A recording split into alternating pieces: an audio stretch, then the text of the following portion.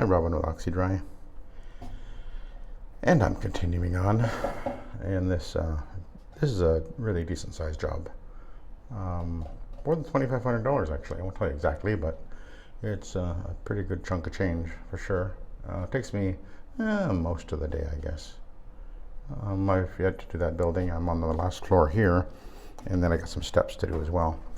And most of the building is actually not in bad shape, but this is there's no carpet in this part here, so people come up from the lobby, which is just below, and then like this kind of do the shortcut. So this is actually a pretty tracked area. I did pre-spray this area with I've got some suspend in my battery powered sprayer here, and I sprayed in front of the elevator as well, so it's a little bit darker there already because of the moisture that's there. And I've been cleaning with rayon green stripe pads, and you can see how black they're getting.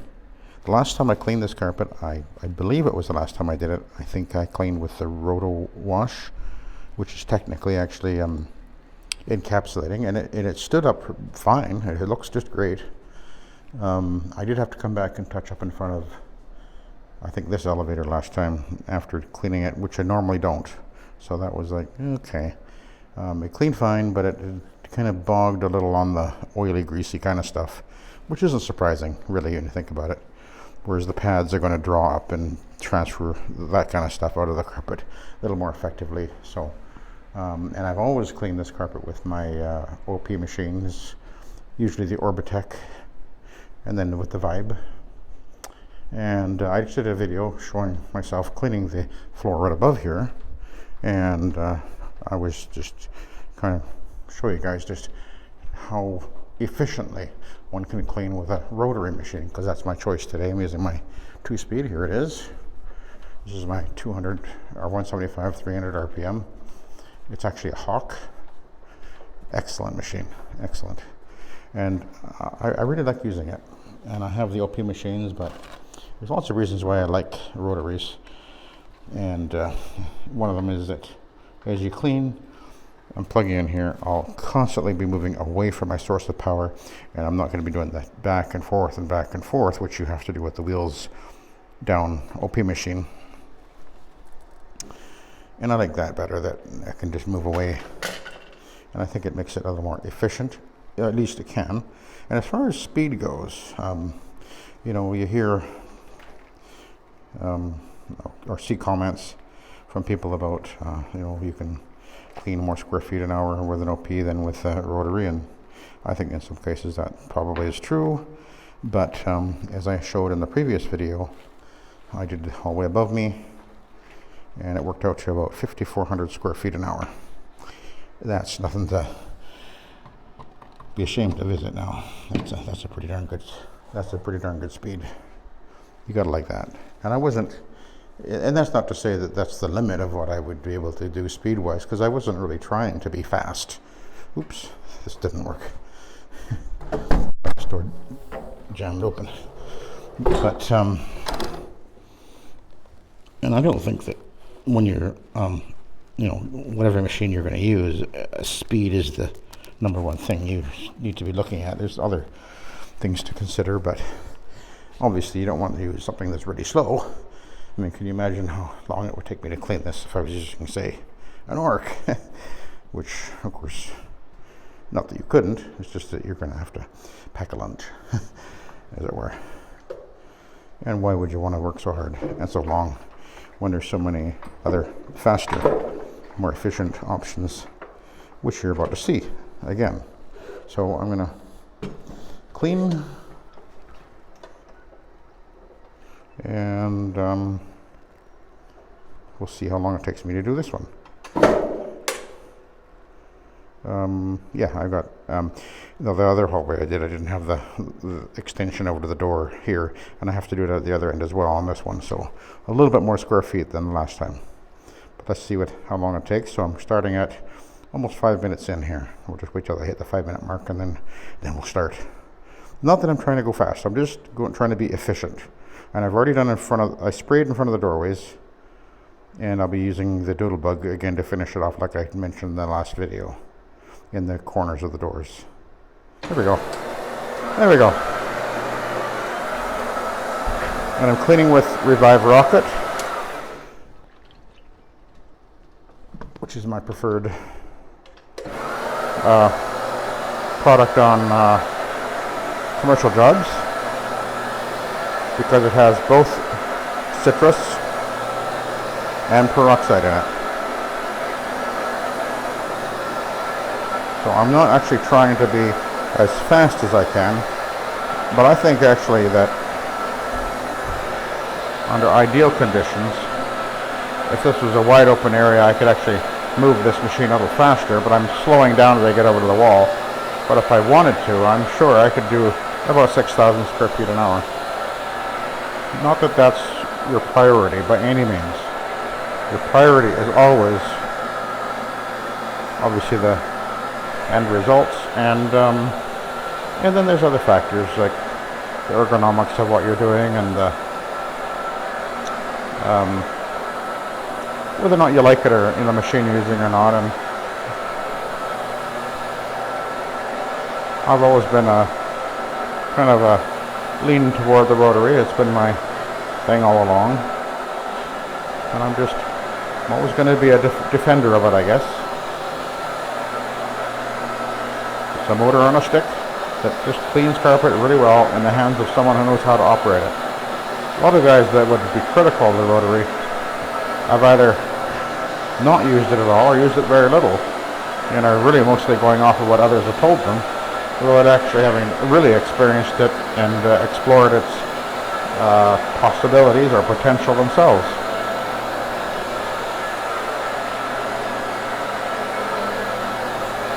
I know that a lot of guys who watch my channel have picked up the rotary and learned how to really use it and appreciate it. They realize that, I'm telling the truth, it's a good choice. It's not your only choice, but having the option to choose it when you want to, and knowing how to use it to its full potential. And that's what I've been trying to do with my channel, is teach everybody that the rotary done right is a good choice. It's an excellent choice. There's nothing wrong with it. It's not a there's some that say it's primitive technology. It's not.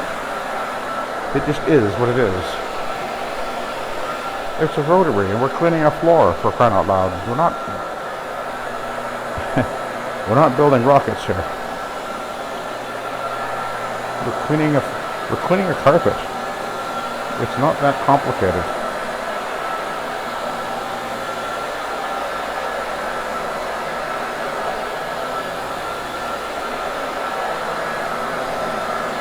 Actually, I think, quite frankly, the key to being successful at this is the simpler way to go, is the better way to go. And that's one of the things that was driving me right from the very beginning, when I first thought, I think the rotary is the way to go. I think, 30 years ago, I said to myself, I think the rotary really is the better choice. I like the idea of its simplicity, its reliability, its low cost of purchase, and its low cost of operating. There's nothing less expensive to operate with than a rotary, and they're so reliable. You can buy used rotaries for very little, really.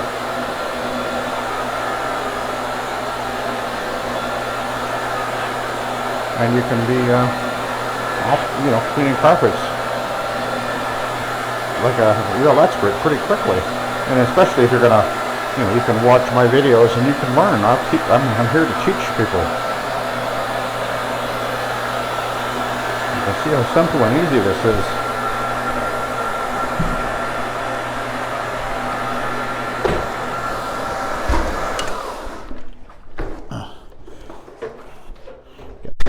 Rag out of there.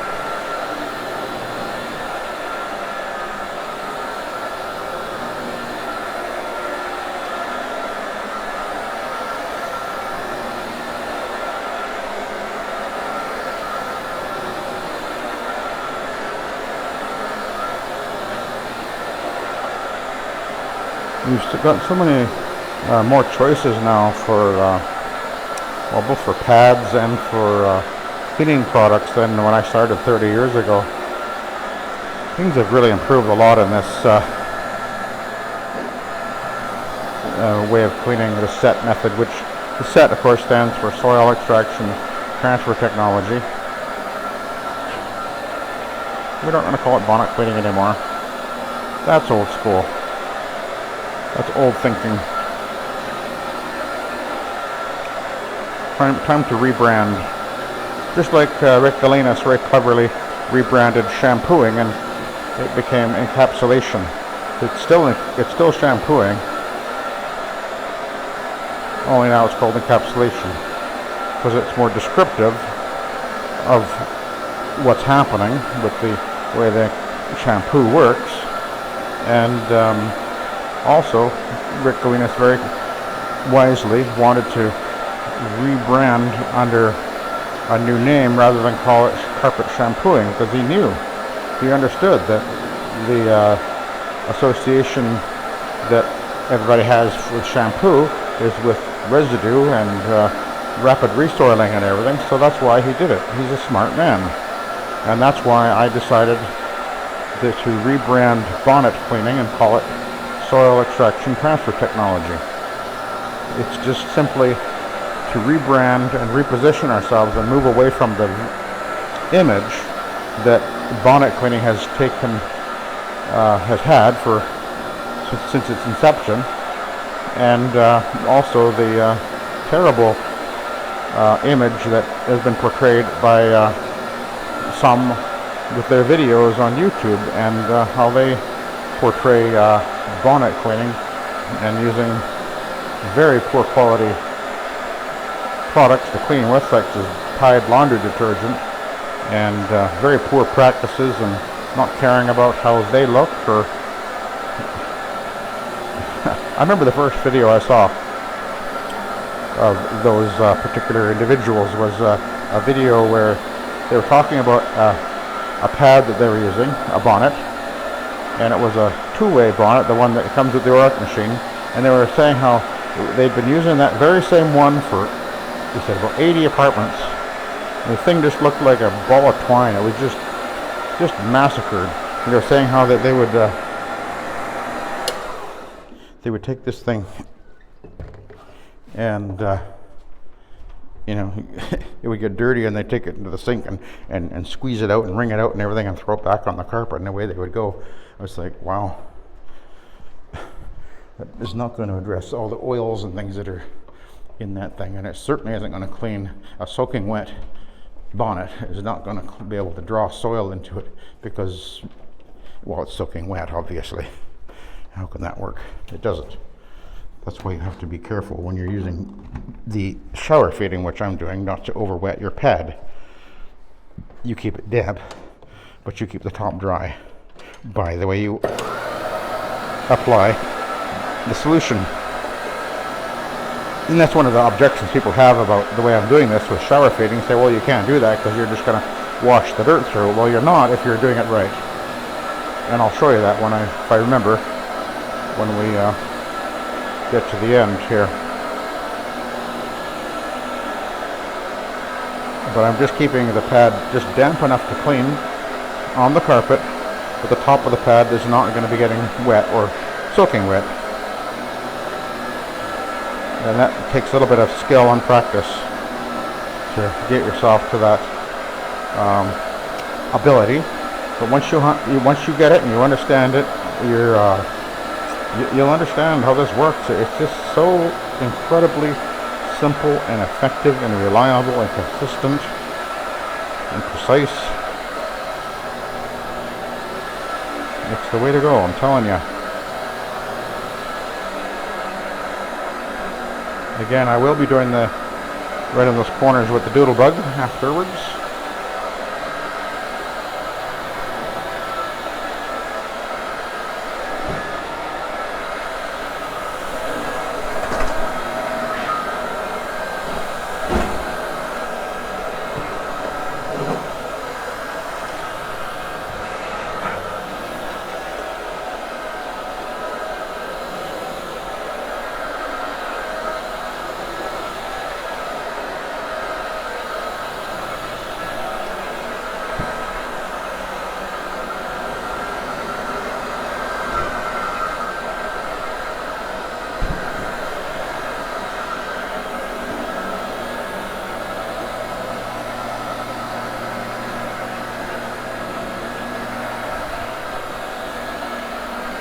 there was a mark right there, which I did spray with the suspend, and it looks like it's come out easily.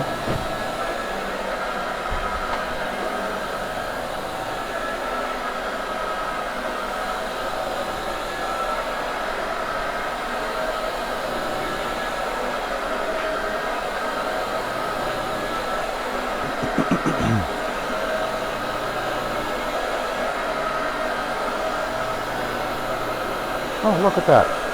You see the spider? Right there beside the machine, just to the right.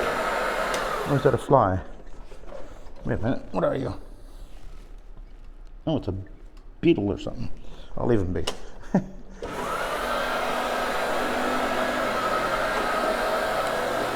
He's probably done for anyway. Not going to live very long in here. He'll go off into a corner somewhere and die. Hopefully they'll vacuum up the body later, next week, or whenever they do it. Actually, they vacuumed it all today, so they must have, he managed to miss that.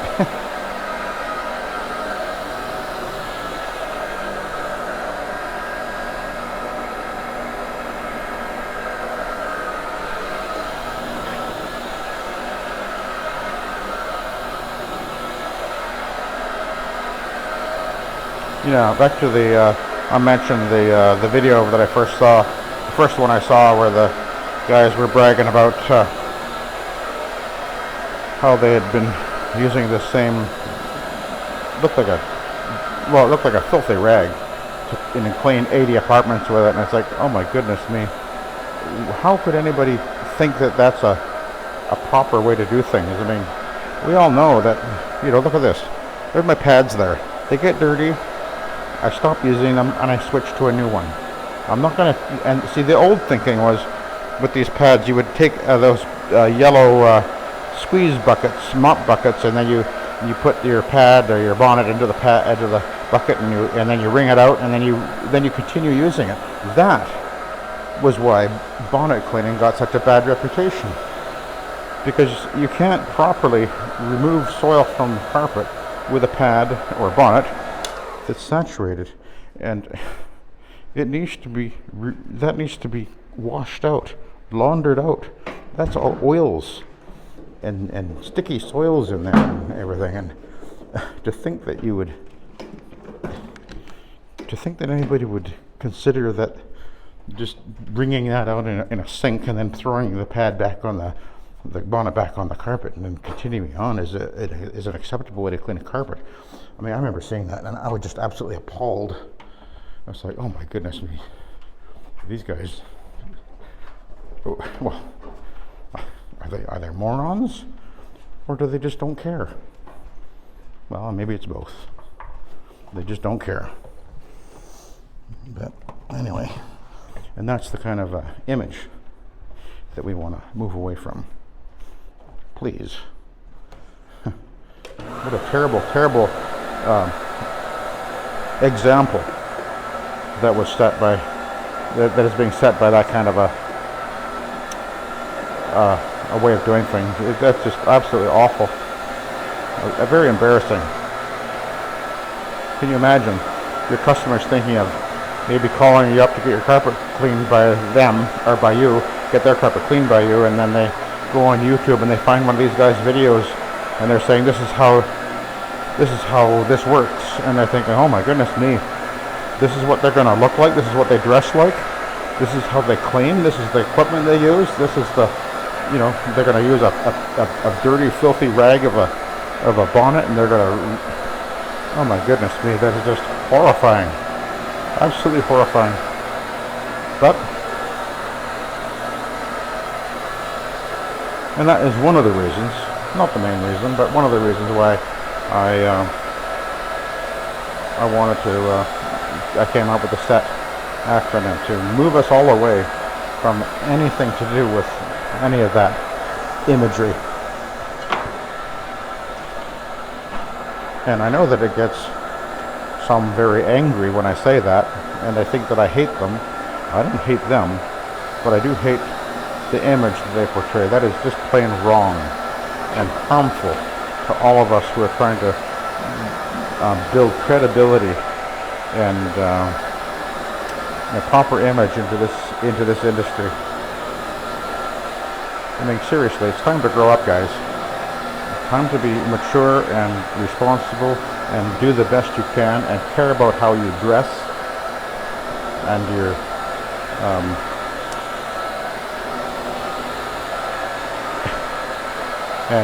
you know, trim your beard and the vehicle that you're going to use and the equipment you walk in the door with and just everything. It's so important. I think it's important that we raise the standard, that we bring credibility to what we're doing. The SET, and that's the purpose of the SET acronym, is to raise the standard.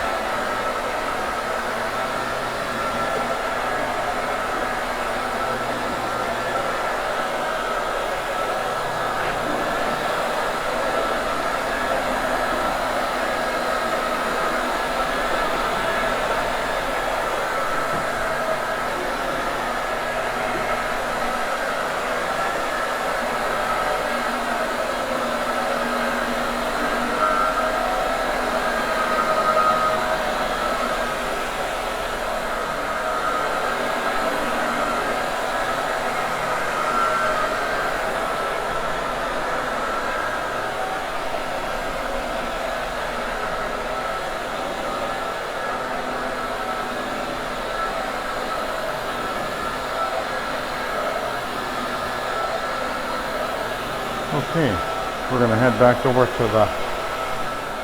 here.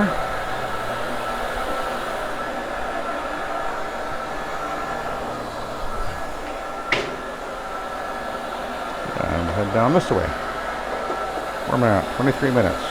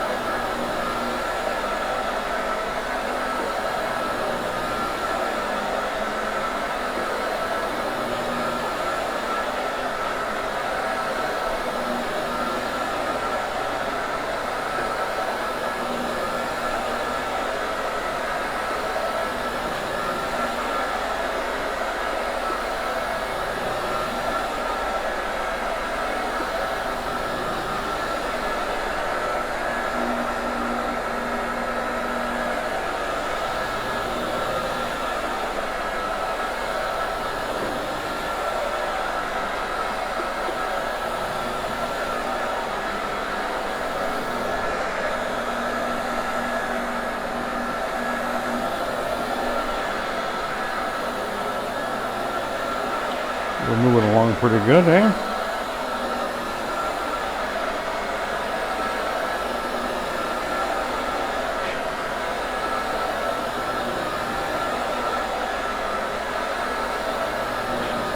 There's very few stains on this carpet.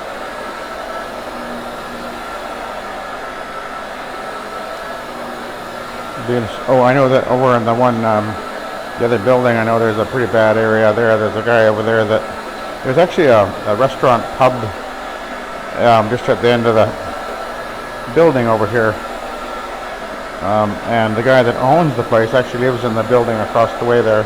And so the doorway in front of his place is really loaded up with grease, which is how it usually is.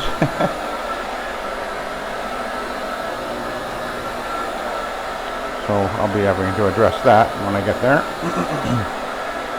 But that's not a problem.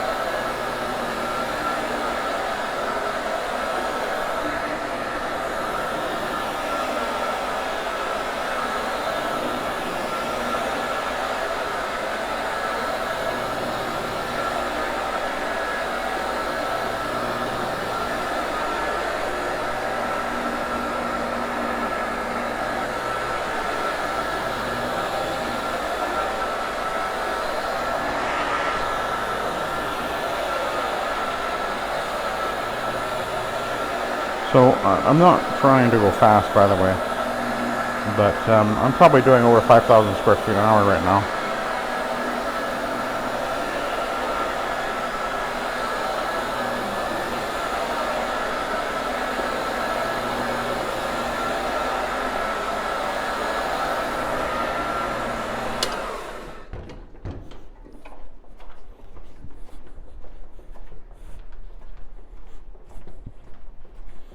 See, I always work away from where I'm plugged in.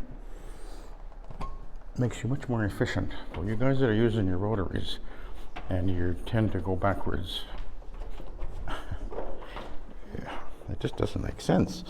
Why do you do that? I don't think I've ever done that. But then, yeah, well, maybe I did. I don't know. Occasionally I will, but most of the time, no. I like to be looking ahead, and I'm scanning the carpet as I'm moving, so that if there's any marks or whatever, I'm going to see it long before I get there. Whereas if I'm walking backwards, I'm not going to see that stain often until I'm almost over top of it. I might miss something. That's one reason. Plus, I don't have to kick the cord out of the way. It's just, come along behind me wherever I go.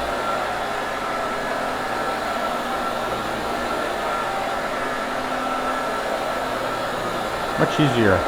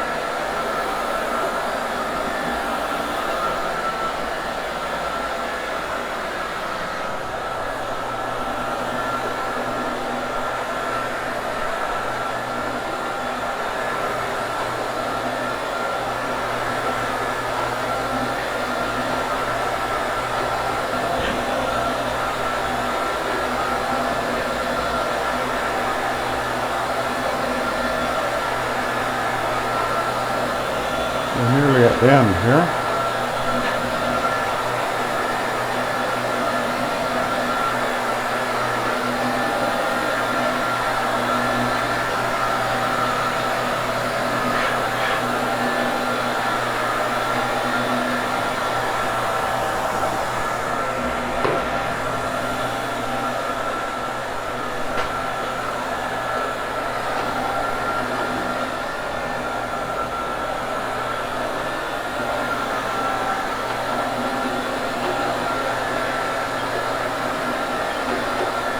So a few more square feet than the last hallway I did, maybe another 100 square feet, I guess.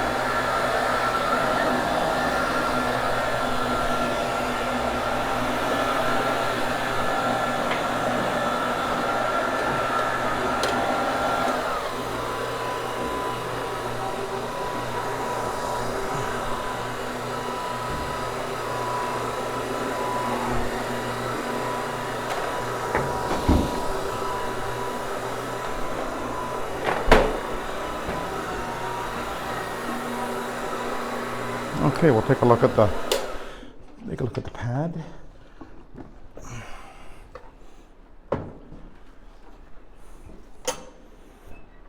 Inquiring minds want to know, right? Let's have a look. It's not as dirty as the last two floors. Not quite, I don't think. Interesting. And how much did I use? Maybe a gallon. I'm using about a gallon of floor. So a gallon for every 1,800 or so square feet. That's pretty good. Okay, I'll let you go. Hope you enjoyed that. Thank you for watching. Have a good day.